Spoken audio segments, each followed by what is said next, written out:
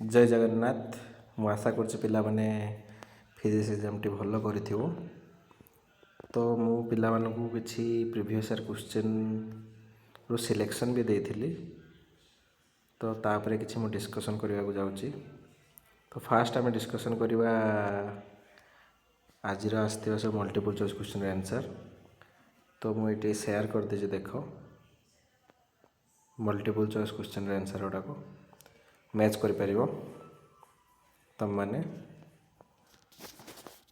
एथे सब अच्छी 10टी आंसर।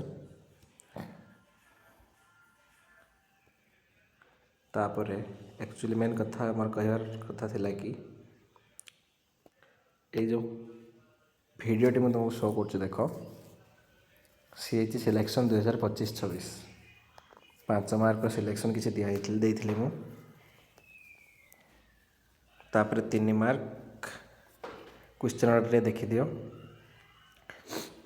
अब से आगु यूट्यूब रे अपलोड कर नथिली कहीं जो मान पाखे पढ़ुले से ओनली प्रोवाइड करी यही सब क्वेश्चन गुड़िक।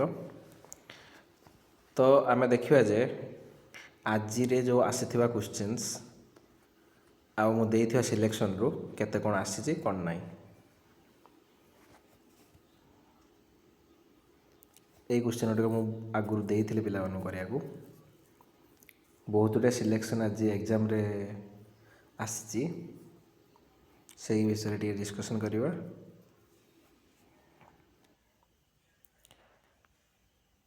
तो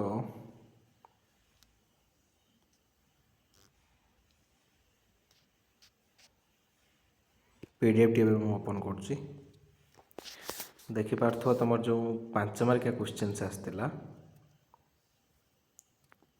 ये जो 4 नंबर क्वेश्चन टे सिलेक्शन देती फास्ट चैप्टर रो define electric dipole and dipole moment derive expression on electric field and electric potential due to electric dipole at an equatorial point. तुम यहाँ परपेंडिकुलर बाइसेक्टर पड़ता तार आंसर जहाँ हम एटार भी आंसर से ही हम।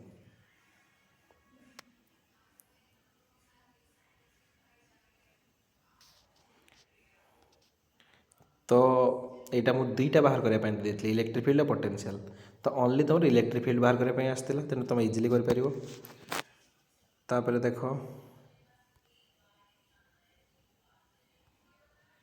6 नंबर क्वेश्चन सिलेक्शन देती किर्चॉफ्स लॉ आसला तुम 5 मार्क। तापर तुम टोटाल 4टा 5 मार्किया सिलेक्शन बाहर मोर टोटाल 5टा सिलेक्शन बाहर देख एटा गोटे स्टेट बोर्ड्स मॉडल पूरा एग्जैक्ट क्वेश्चन रेडियस बाहर करने आउ एनर्जी बाहर करने पड़ी।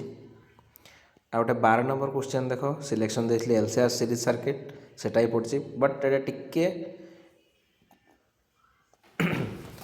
तुम क्वेश्चन पढ़ी कि बुझीपार कि नहीं मुझे जानी किंतु एलसीआर सर्किट देख तुम गोटे क्वेश्चन जो लास्ट क्वेश्चन थिला इंडक्टर कैपेसिटर रेजिस्टर देके बाहर ईएमएफ ई0 पास हेले केते कौन बाहर को देता से ही एलसीआर सर्किट ही पड़ता मैं टोटाल 4टा सिलेक्शन क्वेश्चन आसी जाता। तापर देख से सिलेक्शन भितर भी कौन कौन क्वेश्चन आसला ये जो बायोट सावर्ट लॉ देखुच यहाँ पूरा 3 मार्किया क्वेश्चन आसला देख। तापर मुझे सिलेक्शन भितर हाफ वेव रेक्टिफायर डायग्राम आसी established Einstein equation 2 mark question आसला। तापर टिके आगो को जीवा एटा आसी देख मन पका पड़ी गोटे प्लेन सीट पाई 3 मार्किया क्वेश्चन। तापर यहाँ पूरा डायरेक्ट क्वेश्चन भी आसला डाया एंड पैरामैग्नेटिक 3 मार्किया क्वेश्चन। तापर 11 और 12 नंबर क्वेश्चन देख आरएमएस वैल्यू ऑफ एससी यहाँ पड़ी 2 मार्क क्वेश्चन। तापर देख right short notes on optical fibre एटा भी आसला 2 मार्क क्वेश्चन तुम एग्जाम रे आज। 19 नंबर क्वेश्चन टी देख explain Rutherford's alpha ray scattering एटा भी आसला आज 2 मार्क क्वेश्चन। तापर देख distinguish between P type and N type semiconductor, खाली एन टाइप पड़ी 2 मार्क क्वेश्चन। तापर देख on the basis of band theory distinguish among conductor semiconductor insulator of electricity. यहाँ देख तुम 3 मार्क क्वेश्चन आसाला। गोटे क्वेश्चन जो पड़ा व्हाट इज एनर्जी गैप आउ सबूर एनर्जी गैप लिखा क्या जे यहीटा शिखी थी क्वेश्चनटा से आराम से कर।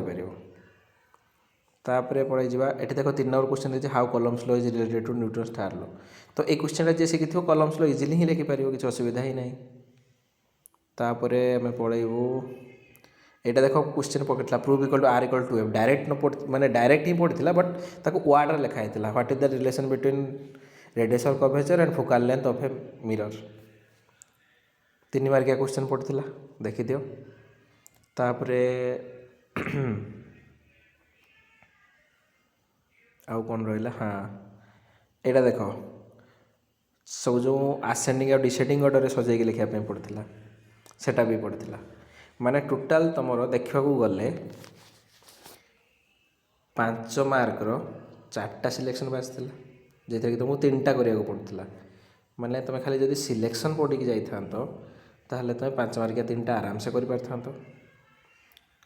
3 मार्किया 6टा सिलेक्शन पड़ी देखी दियो तुम आउ 2 मार्किया 7टा सिलेक्शन बाजी माने ये जो सिलेक्शनटा ओनली थ्योरी रे देती मैं थ्योरी रे तुम टोटाल एठी जड़े चाहिए 14 स्कोर कर एठी चाहिए 15 स्कोर कर एठी 18 स्कोर कर टोटाल तुम देखिपार ओनली थ्योरी पढ़ी 15 15 30 40 47 मार्क ओनली सिलेक्शन बाजी जाता आउट ऑफ 70। आ बाद भी मु किछि पिलांकर एग्जाम कराई जमती VST से 10 मार्क भाया MCQ डायरेक्ट आसला से टाइम नहीं सब क्वेश्चन देखापी मो पाखे ए जो पिला माने पढ़ुले मो पाखे से जानी थे 10 मार्क MCQ डायरेक्ट से क्वेश्चन रू आसला आउ प्रॉब्लम रो किछि मु सिलेक्शन भी देथिली जो प्रॉब्लम मु देखैली क्वेश्चन तुम देखि आज क्वेश्चन ताकू भी देखीदबा से प्रॉब्लम गुड़ाक ऑलरेडी मु पिलांकू करई देइथिली माने सेमती किसी प्रॉब्लम नहीं जो प्रॉब्लम आसी पिला माने करना से MCQ हो बा तुमर MCQ हो बा जेकोसी क्वेश्चन गुड़ाक तुम देखि ये क्वेश्चन टे देखीदबा ये क्वेश्चन आर आंसरटा मुझे ऑलरेडी तुम पाखे शेयर कर देछि मुझे अधिका टाइम नौनी किसी एमती क्वेश्चन अच्छी जहाँ डायरेक्ट आसला पूरा MCQ भी। तो तापर प्रॉब्लम पार्ट को टिके दिबा 2 मार्किया 3 मार्किया क्वेश्चन ऊपर डिस्कशन करदबा जो क्वेश्चन सिलेक्शन रो आसीनी फॉर एग्जांपल ये जो क्वेश्चन देखुछ यहाँ C क्वेश्चनटा यहाँ पिला को करई मो क्लास रे माने beta equal to lambda D by D fringe width माने इंपोर्टेंट क्वेश्चन मुझे शेयर करती एटा। तापर आ गोटे क्वेश्चन पढ़ाइबा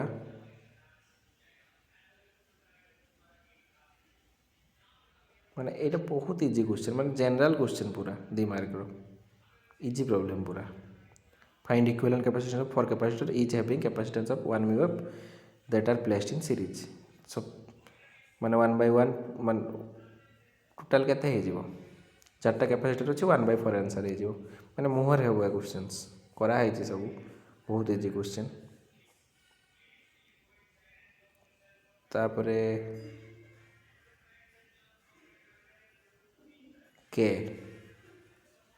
केटा सिंपल क्वेश्चन पूरा पड़ी बहुत इजी फोकल लेंथ कहला कॉम्बिनेशन ऑफ फोकस बा कॉम्बिनेशन ऑफ पावर रे कौन है फॉर्मूला से फॉर्मूला पढ़ी हो बड़ बड़ प्रॉब्लम जोड़ा पड़ता कहूँ देखे दूसरी मुझे लेंस मेकर फॉर्मूला क्वेश्चन आसो प्रॉब्लम करते डायरेक्ट मु एग्जाम जो करी पिला डायरेक्ट क्वेश्चन ही अच्छी।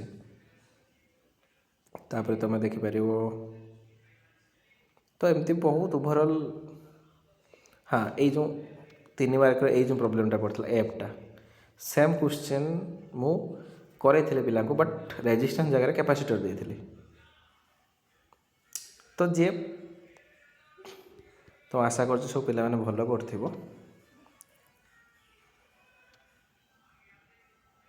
ତ ଏତିକିରେ ମୁଁ ଭିଡ଼ିଓଟି ଶେଷ କରୁଛି। ଜୟ ଜଗନ୍ନାଥ।